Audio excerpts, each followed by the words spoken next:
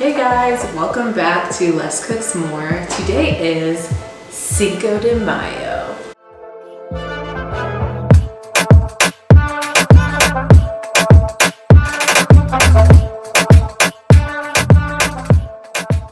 I don't feel completely qualified to speak to it, so I'm going to read you what I found on the internet. Cinco de Mayo is an annual celebration held on May 5th. Check.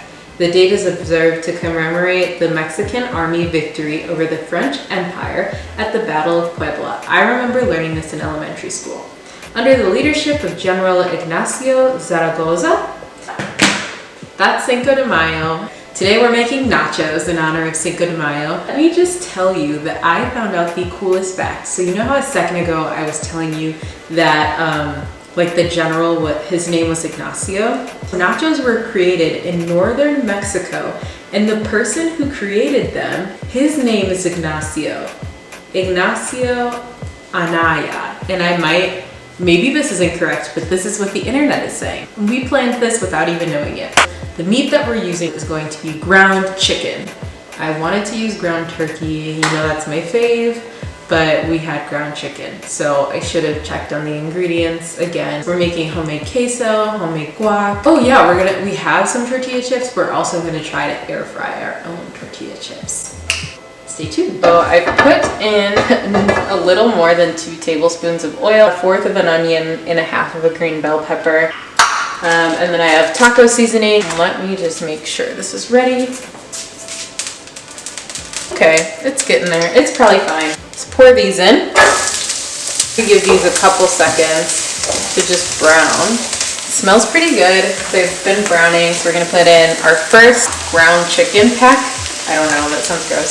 Second one, they're different. The paper's still on there. They're different brands, so that's why you see 2 different colors here.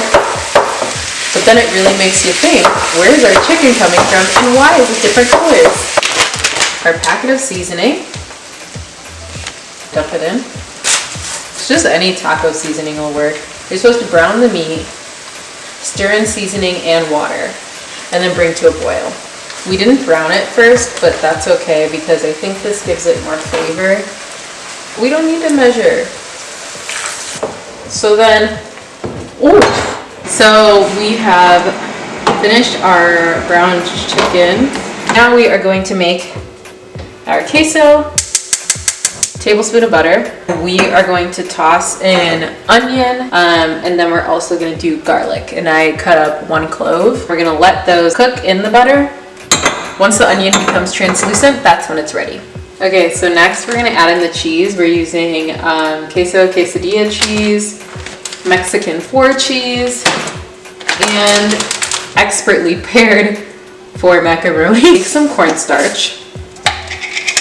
Put it in a bowl, just like a little. Then you're gonna take some cheese. You don't have to do this for everything, but you basically just wanna like toss it, my hands are clean, in the cornstarch so that it doesn't like stick. You can use flour as well. It's a little trick I was taught. This is what we're working with. We're using sour cream, like a 1/2 tub, which would be 8 ounces.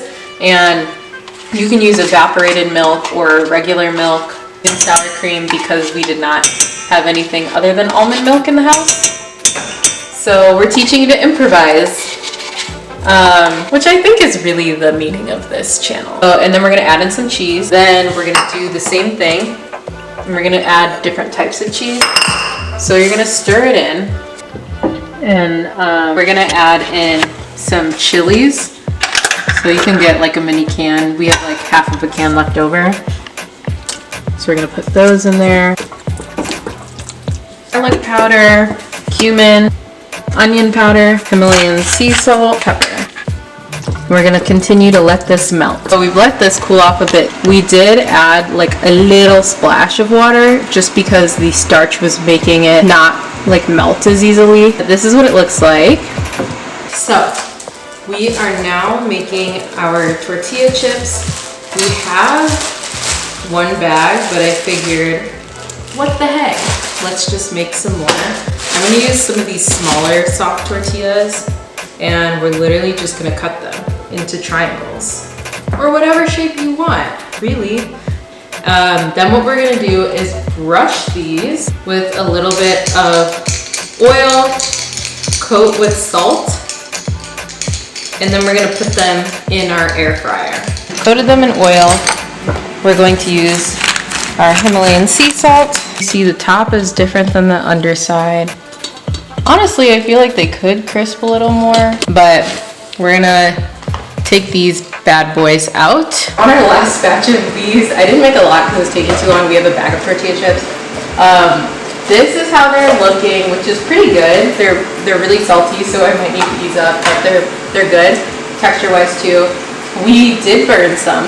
I did burn some, I'll say, but they're still edible. I would put them in here at 390 degrees for about 4 minutes and then check, and you might need to flip.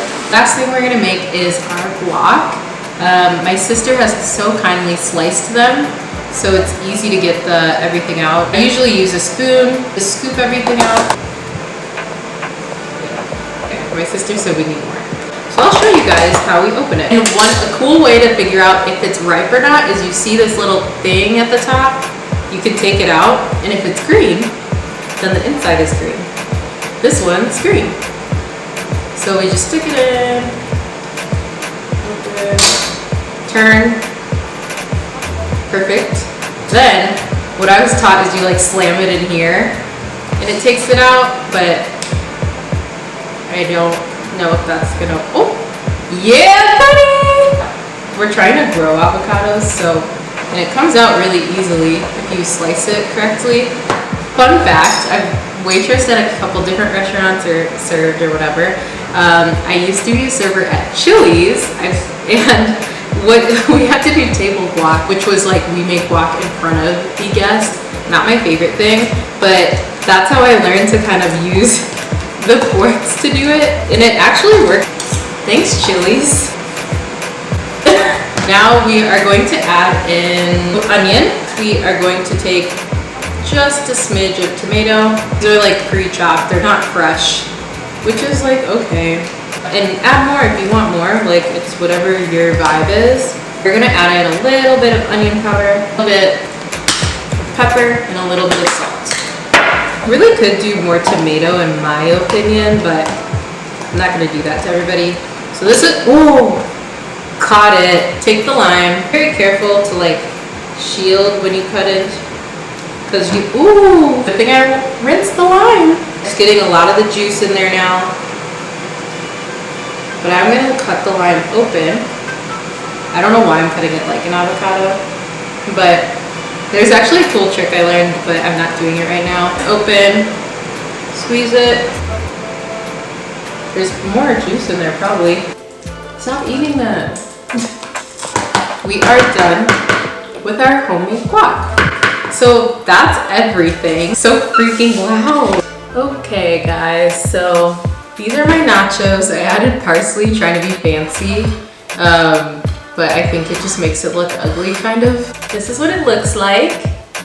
And I have some lime just because I like lime. I used my chips. I put frijoles on mine too. Put black beans on mine. And I put guac, everything. I like mine loaded.